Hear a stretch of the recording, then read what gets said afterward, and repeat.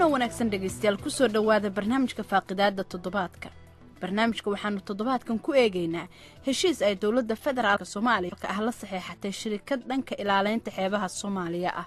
shirkadan ayaa lagu magacaabaa Holiday Vinge, waxaana qaybta hore ee barnaamijkeena aad ku maqli doontaan waraysiyaanu la yeelanay madaxa warfaafinta ee shirkadda Holiday Vinge iyo wasiirka gaashaandhigga ee dowladda federaalka Soomaaliya Xuseen Carab Ciise. qaybta dambana waxa aad ku maqli doontaan faaqidaad iyo sharaxaad ku saabsan heshiiskan iyo waxtarkiisa iyo sidoo kale dhaliilihiisa. waxaa nagala qayb qaadan doona Cabdiqafaar Wardheere oo ku xeel dheer arrimaha horumarinta caalamiga ah iyo Cabdirasaaq Cumar oo isna arrimaha siyaasadda ka faalooda tifaftirana ka ah bogga wararka ee Hiiraan. sidaad idaacadeena shalay ku maqasheenba maalmahan waxaa aad loo hadalhayay heshiis dowladda federaalka ay la gashay shirkad ka shaqeysa ilaalinta xeebaha. shirkadan ayaa waxaa la sheegay in ay tababari doonto ciidamada badda ee Soomaaliya isla markaana ay ka hortagi doonto sunta iyo qashinka lagu shubo badaha Soomaaliya. sidoo kale waxay shirkadani ruqsado kalluumaysi siin doontaa maraakiibta shisheeyaha ah ee ka kalluumaysta badaha Soomaaliya iyadoo taa bedelkeedana ka qaadi doonta miisaaniyad lacageed.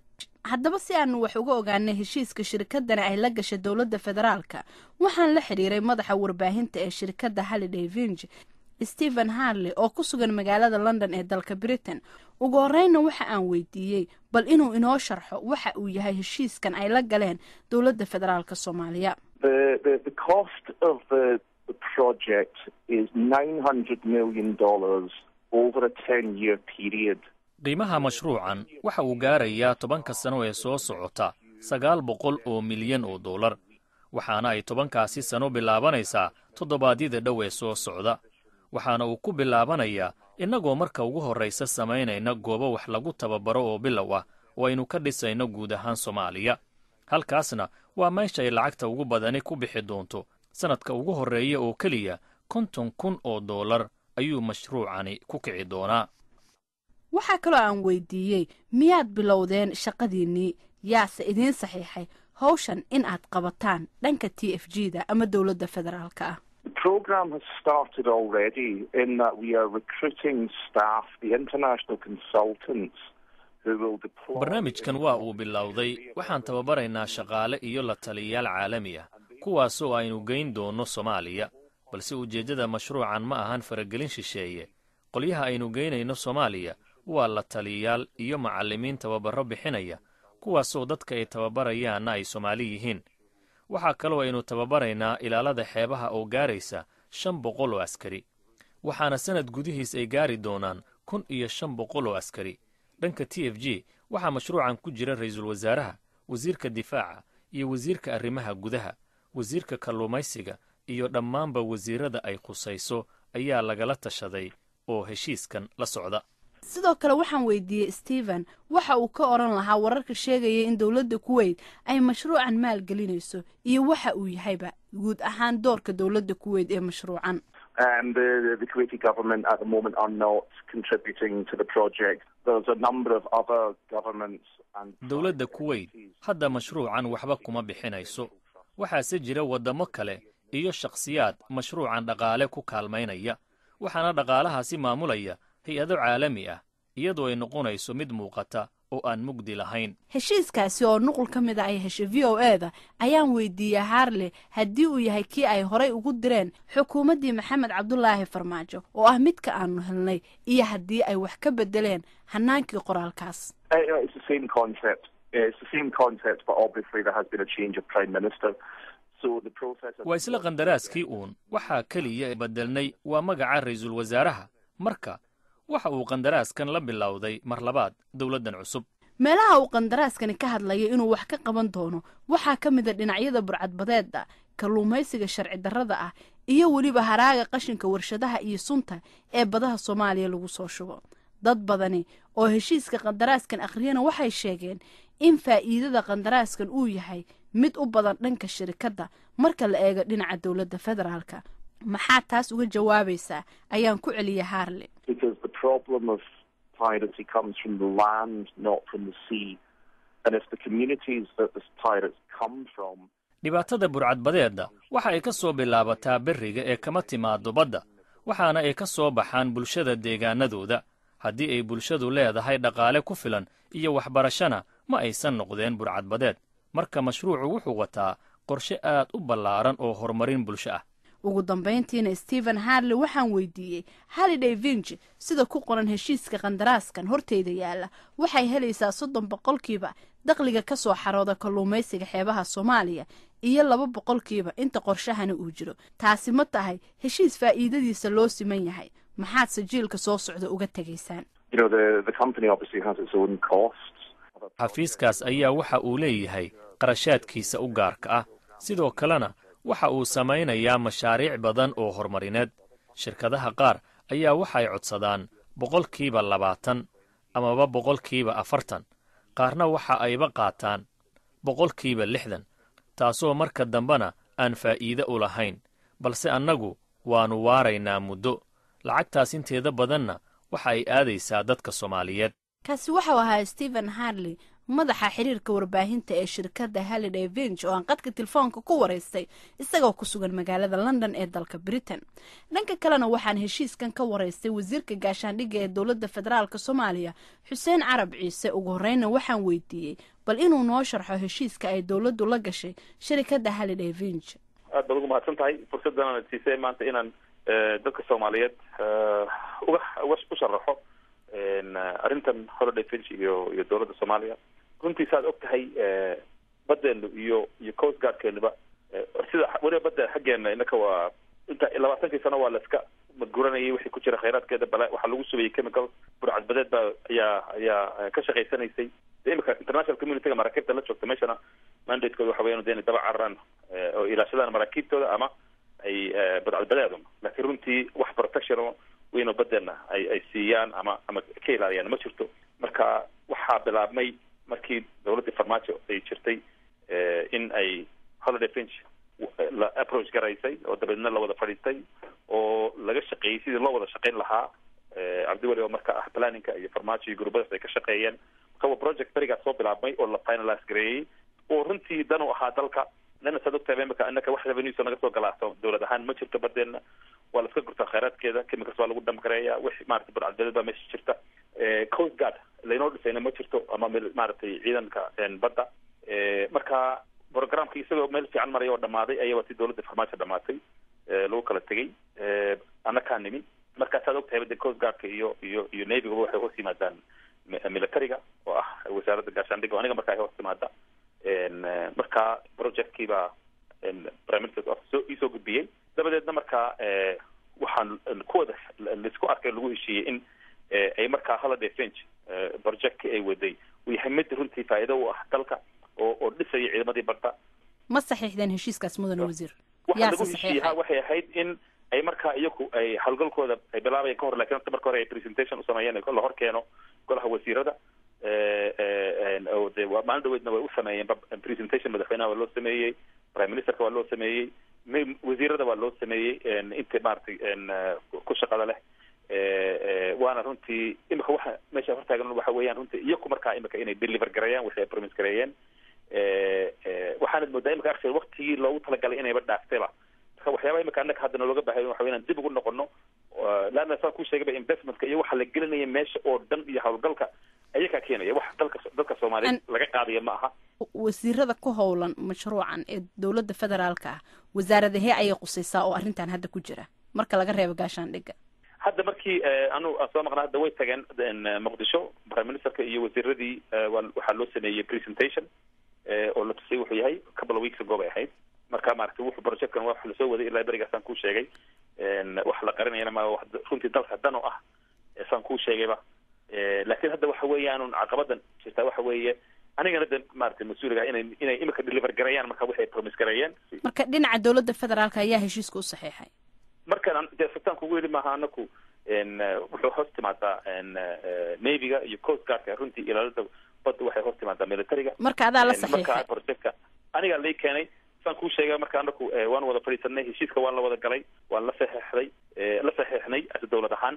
dabadeedna waxa weeyaan marka inay yimaadaan ay soo hor inay iyaku markaa within certain time ay hor yimaadaan golaha wasiirada oo ay present gareeyaan case-kooda oo dabadeedna halkaa lagu approve gareeya. final approvalku marka halkaasu ka imanaya iyo weliba ay kusoo helaan markaa investorskii oo dhan oo lined up ah oo lacagtii lagu hawlgelin lahaa iyadoo oon waxba laga qaadin ummadda soomaaliyeed ay yidhahdaan waa kan projectkaygii ayaabaa laga rabay laakiin annaka xaggayga maaragtay wasiirada ku shaqadaha waa lala hadlay prime ministerka waa lala hadlay madaxweynaha waa lala hadlay guddoomiyaha cid aan ogeyn maaragtay wax oo la qarinayo oo hoosa ma aha waa wax runtii marka aad sii eegto u wanaagsan dalka waa wax ilaalinaya badaheena iyo xeebaheena waa wax program dhisaya ciidamadeena badda waxyaabaha ay sheegteen mas-uuliyiinta shirkadda waxaa ka mid ah in ay leysino ama shatiyo u goyn doonaan maraakiibta kalluumaysiga si sharciyaysan ay uga kalluumaysan karaan runtii waxa weeye markaad u fiirsato iminka illegal fishingka meesha ka socda soomaaliya kumi kama soo galo marka waxa weeye innaka waxay dan inoogu jirtaa markaa inay soomaaliya maanta wixii badaheeda ama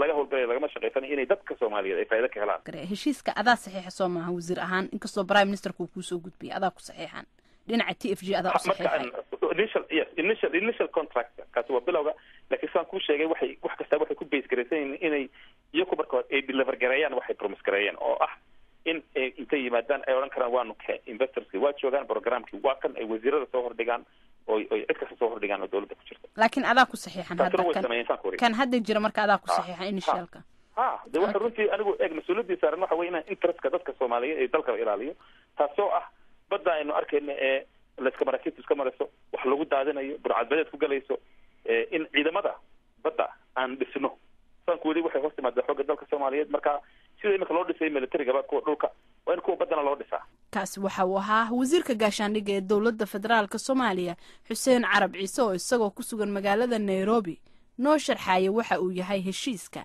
ay dowladda federaalka la gashay shirkadda Holiday Vinge haddii aad hadda nagu soo biirta halkaad nagala socoto waa VOA Washington waana barnaamijka faaqidaada toddobaadka oo aanu ku eegayno kuna faaqidayno heshiiska ay dowladda federaalka soomaaliya la gashay shirkadda Holiday Vinge barnaamijka waxaan ku waraystay madaxa xiriirka warbaahinta ee shirkadda Holiday Vinge Stephen Harley wasiirka gaashaandhigga ee dowladda federaalka soomaaliya xuseen carab ciise haddaba maxay tahay waxyaabaha heshiiskan ka muuqda ee faa'iido iyo dhaliilaba ah waxaan su-aashaasi dhex dhigay cabdiqafaar wardheere oo ku xeeldheer mashaariicda horumarinta caalamiga ah iyo cabdirasaaq cumar oo arrimaha siyaasadda ka faallooda tifaftirana ka ah bogga wararka ee hiiraan.com waxaan ku hormarayaa cabdiqafaar waxa ugu waaweyn horta wuxuu sal u noqonayaa arrimaha musuq maasuqa oo dhan weeye sababtoo ah dawladuhu markay wax gadanayaan ama service ha noqoto oo hawl loo qabanayo ha noqoto ama mashaariic ay maalgelinayso ama qolo kale u maalgelinayso waa inay qaynuun iyo nidaam laysku ogyaho waxaa la yidhahdaa procurement system baa la yidhahdaa habka dawladuhu wax u iibsadaan waa inay wuxu maraan ma aha looma baahna in warqad layska soo qorto oo ninkii raba loo geeyo ninkii raba saxiixo oo marka dawladda runtii iyo inay dawlad credible ama waxgarada tahay wax weyn bay u dhimaysa maasanta hay cabdirasaaq maxaa ku biirinaysaa inta cabdiqafaar fasin aada umahadsantahay marka hore aniga waxaan arkaa qaladaadka ugu waaweyn inay ka imaanayaan number one sida uu cabdiqafaar sheegay iyadoo marka ugu horeyso sharcigii aan la marin sharciga la marayn wax kale ma aha wuxuu caddaynayaa dawlad wanaag inay jirto marka aad transparent aad tahay oo yani combanigii aad heshiiska la gelaysay ee caddahay oo dadka ay og yihiin oo wixii public ay yihiin oo baarlamaanka la marsiiyo haddii loo baahan yahay in baarlamaanka la marsiiyo marka waa midda sharcigii inaan la marsiinin oo wax cadcad wixii ay yihiin wax qarsoodi ku socdo midda labaad waxa waaye oo aan arko dhibaatada ay ka imaanayso heshiiska naftiisa ayaa sida u qoran yahay markaa fiirisid baad tacajubaysaa oo aada yaabaysaa waxaad is leedahay war dad dhan oo dawlad iyo shicib iyo ummad soomaaliyeed masalayo oo yani contract noocan oo kaleetaa saxiixayo maxay yihiin midda kaleeto muhiimka ah oo iyadana loo baahan waxa waaye markaa sharci hay-ad la saxiixanaysid oo contract aad la galaysid waxaa haboon yani inaad og tahay oo aada haysid profileka hay-addaas yani khibrad ma u leedahay shaqadan aada contractiga kula gelaysid intaasoo dhan markaa fiiriso yani waxaa soo baxay yani in yani ummadda soomaaliyeed aysan waxdana ugu jirin heshiiskan ay la galeen dawladda companigan Holiday Vinge waa kugu soo noqon doonaa bal shirkadda nooca ay tahay laakiin bal aan siiya dhinaca heshiiskan cabdiqafaar adigu waxaad ka shaqaysaa dhinaca horumarinta marka aad fiiriso qodobada ku qoran heshiiskani maxaad ka duri lahayd ama ha noqoto xuquuqda uu siinayo dowladda federaalka ama tan shirkaddu ay qaadanaysa maxaa kuugu muuqda inaanay ku habbooneyn soomaalida horta walaal wax ku ku habboon meesha kumaba qornaba kow looma tartamin oo waxaan wax hadda inta loo bandhigay kambaniyo waaweyn oo usoo tartameen oo kii ku guulaystay markaas la siiyey ma aha sida qaynuunka adduunka wax loo dawladuhu wax u gataan. waa midda koowaad. midda labaad, heshiiska laftiisu iyo siduu u qoran yahay iyo qodobada ku qoran iyo waxa ku qoran haddaad aragtid waxaad leedahay waa uu nin inta warqad soo qaatay wax iska xarxariiqday oo kale weeye. wax yacni qaab ama ku salaysan bed wax la yidhaahdo oo shuruudo inta dawladdu degsatay ay leedahay yaa shuruudahan la kulmi karo, samayn kara, fulin kara, oo markaa qolo inta kasoo jawaabtay ay tiri annagaa fulinayna, saasaan u fulinaynaa, kharashkaasuna ku kacaya. wax saas u samaysan maaha. marka daldalooladiisu yacni waa daldalool lama odhan karo, yani wax jira maaha. walaal mahadsantaa. haye cabdirasaaq, markaad fiiriso kambanigan waxaa sheegtay in aan lasoo hubin taariikhda kambanigan iyo shirkadan iyo in ay horey shaqooyin usoo qabatay iyo awoodda ay u leedahaba. maxaa ku xaqiijinaysaa in awoodda shirkadani aysan gaarsiisanayn heer ay heshiiskan gasho? wal haddii faasinay taas waa wax sahlan, xaqiijiskeeda wax weyn uma baahno. haddii dawladdan yani homogada ay samayn lahaayeen oo ay raadin lahaayeen kambanigan wuxu u yahay, waxay ogaan lahaayeen oo keliya website-kooda ay geli lahaayeen, way arki lahaayeen. website-kooda waxaa ku qoran oo keliya inay yacni ay qabtaan arrimo ku taxalluqa ilaalinta dadkan celebrity-ga. waxaa ka mid ah oo ay leeyihiin waxaan ilaalinay ninkan maalqabeenka ingiriiska ee Richard Branson, waxaan ilaalinay yacni Mary Robinson oo ahayd madaxweyne ka ahaan jirtay waddanka Ireland. yacni shaqooyin noocaasay qabtaan. yacni waxaa kaloo ay sheegtaan website-kooda ku qoran inay yacni ka shaqeeyaan yacni wadamadan oo conflict zoneska la yidhaahdo, sida Soomaaliya oo kale dagaalada sokeeye ay ka socdaan, ama wadamo badan oo Afrikaan ah. laakiin ma sheegayaan inay yacni ay ciidan bad ay soo tababareen oo ay khibrad u leeyihiin, awoodeedana ay leeyihiin. meelna kagama qorno website-kooda. proposal unbay soo qorteen oo ay leeyihiin waxaanan qabanaynaa, waxaanan waxaynaynaa. waxaa kaleeto wax lala yaaba ah dadka contractigan ku qoran markaa fiiriso, yani proposalka ay soo gudbiyeen. waxaa ka mid a nin la shaqeeya xafiiska Mahiga Yumbos oo yani labada dhinac ku jiro, marna yani qayb ka ah yani contractiga, haddana u shaqeeya oo ah la taliyaha dhinaca piracy-ga, counter piracy training yani kala taliya Mahiga. marka waxyaabo badan oo waxaa meesha ku jira ku cadaynayo in yacni kambanigan uusan wax awooda u lahayn, wax khibradana uusan u lahayn in shaqo noocan oo kaleeta uu qabto, maadaama uusan hore usoo qabanayn. mahadsantaa. cabdiqafaar, mar aan la hadalnay madaxa warfaafinta ee hay-addan waxa uu sheegay in marka laga soo tago shaqooyinka ay qabanayaan ay sidoo kalena qaban doonaan adeegyo bulsho oo waxtar u leh bulshada. waxyaabaha kale ee wasiirka gaashaandhigga uu ka hadlana waxaa ka mid ah in awalba badda Soomaaliya kalluunkeeda la guranayo, haddii la helo shirkad ilaalisa daklina ka soo saartay ay taasi faa'iido u tahay dadka Soomaaliyeed. taas miyaanay adiga kuu muuqin? maya, haddaad fiirisid waxa ay leeyihiin waa qabanayaan. waxay horta leeyihiin si aad dadku u fahmo, waxay leeyihiin baddaan waardiyeynaynaa, maraakiibta ka kalluumaysatoo dhan iyo wixii marayaan canshuur ka qaadaynaa. canshuurtaasaan inta soo qaadnaa waxaan ku shubaynaa kambani la yidhaahdo KPMG. kambanigaasaa lacagta haybinaya, soo aruurinaya, haynaya, cadka iyagana waa naga siinaya, dawladdana cadkeeduu ka siinaya. marka waxa iska yacni shaqo caruureed oo kale waxaan ku tilmaami karo runtii ma garan karo. wax dawlad iyo heshiis iyo kambani iyo magacyada aynu u isticmaalaynaa khaldan runtii. waxaanoo kale waa wax iska musuq maasuq iyo corruption iyo nin warqad la ordiyey iyo nin u saxiixay. weligaa iyo allaha ma aragtay warqad leeyahay ninkii saxiixi lahaa basaboor numberkiisi iyaa lagu qorayaa, dawlad buuna ka socdaa. haye waxaa warqadan dawladda u saxiixay hebel baa laleeyahay oo basaboor lambarkaas leh. ma dawlad baa waxaas oo kale wax ku saxiixda?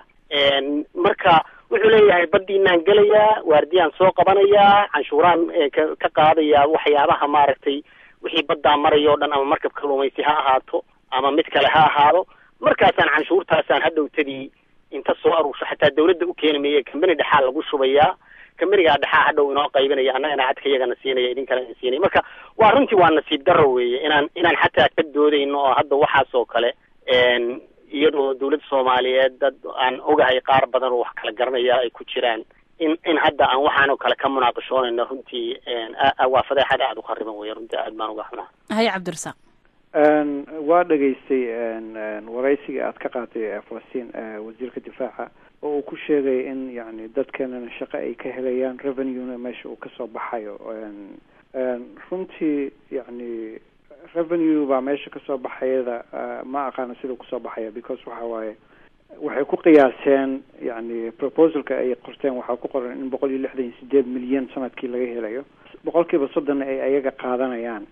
waxaa kaloo ku qoran yani inay ayaga ay gadayaan licenka oo fishing licenska ay ka gadayaan yani hay-adaha corporationska international corporationska oo fishing ka sameynaya xeebtayna inay ayaga ka gadayaan licenska ayaga ay siinayaan.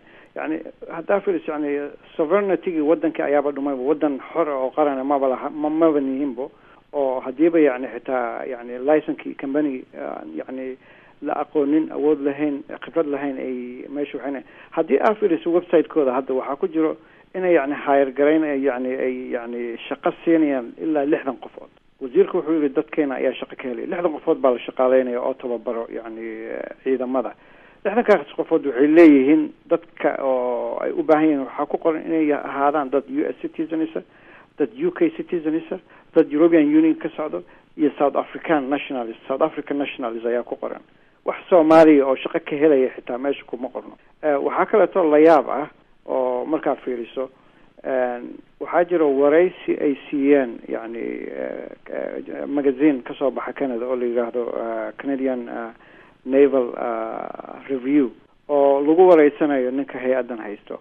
wuxuu sheegayaa in wax lacag aysan haysanin oo ay hadda lacag raadsanayaan yani waa consulting firm waa dad lacag raadsanaya hadda kadib yani marka khibradda la eg intaan oo ay lacag ku generate garaynayaan ku helayaan revenue ku generate garaynayaan oo dad ay ku shaqaaleynayaan anigu ma garanayo meesha ka imaanayso. mahadsantahay cabdiqafaar markay timaado lacagahoo kale cabdirasaaqna hadda afkuu ku dhuftay in shirkaddu aysan lacag haysan laakiin ay lacagta raadin doonto.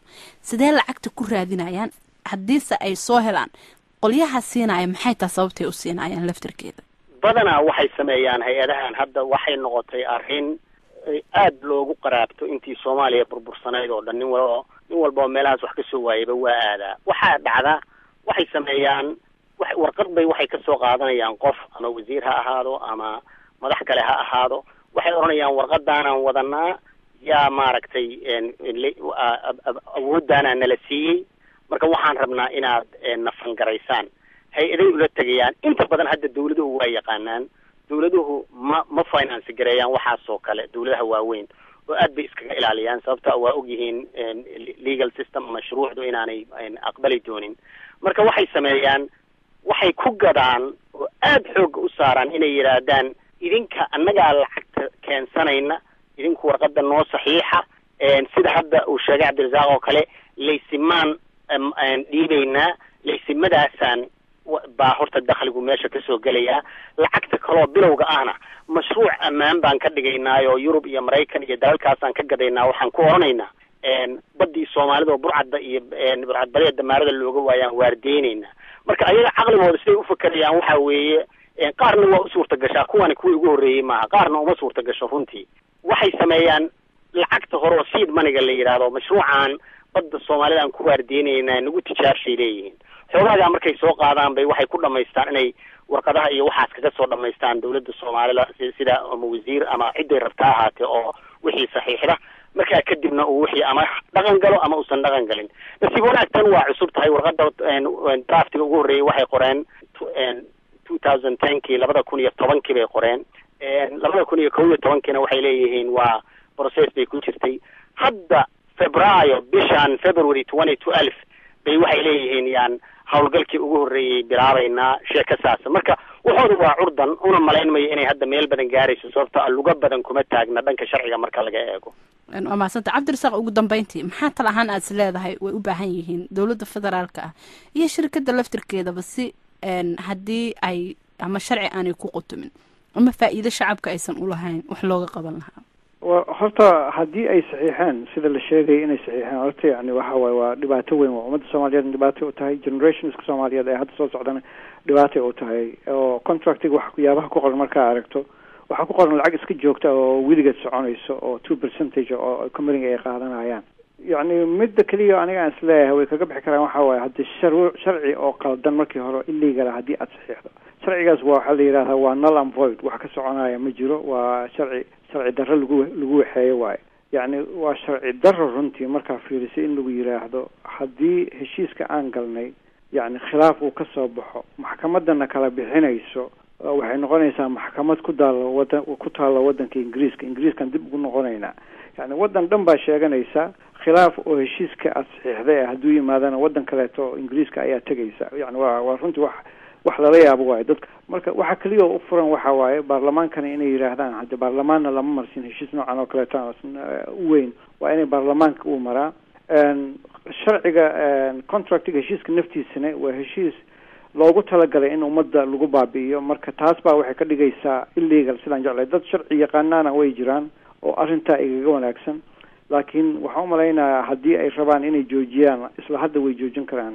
oo yani sharcigaaba heshiiskaaba wax sharci darra markii horeba ku yimid hay Cabdiqafaar waa muuqataa waxaad arkaysaaba oo yani waxyaabaha yaab kale weligaa ma aragtay dawlad iyo company private oo heshiis galaya oo company private ahaa ku qorayo heshiiskan anagu waa jabin karnaa markaan doono idinku soo ma jabin kartaa يعني waxyaabaha ma ogtaa qof xataa lawyer xataa inuu fiirsho uma baahna midda kale yaa wax gadanaya ma dawladda Soomaalida wax gadanaysa mise company-ga gadanaya يعني tan hadda waxaad moodaa bilcagsi company-ga wuxuu oranayaa lacagtina anaa keensanaya shaqaalihiina anaa keensanaya adiga anaa ku tababaraya badii anaa waardiyeynaya lacagtii anaa soo aruurinaya auditorka ninka hadda xisaabiyaha anaa u dhiibaya cadkayga hadda tidleega siin ma wuxuu dhisay u qoran yihiin waa wax la yiraahdo waa forar weeye lagu iibaa kor jira madaxii baa hoos jira wax ma aha xataa qofka caadiga ah oo aan loo baran ama sharciyada qandaraasyada sida loo kala saxiixdo aan aqoon xataa wax uu garan karo weeye marka anu waxaan aad ugu rajaweynaa runtii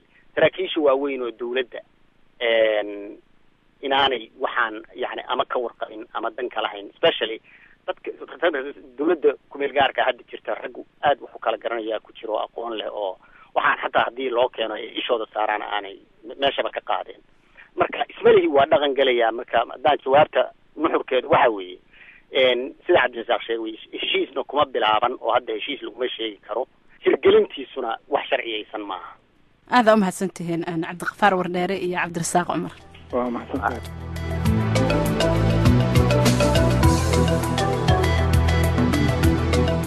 guud ahaan dhegeystayaal intaasi ayaan ku soo gabagabeynaynaa barnaamijkii faaqidaada toddobaadkan waxaanu ku eegnay heshiiska dhex maray dowladda federaalka Soomaaliya iyo shirkadda Holiday Vinge tan intaan dib dambe ugu kulmi doono barnaamijkan oo kalena nabadgelyo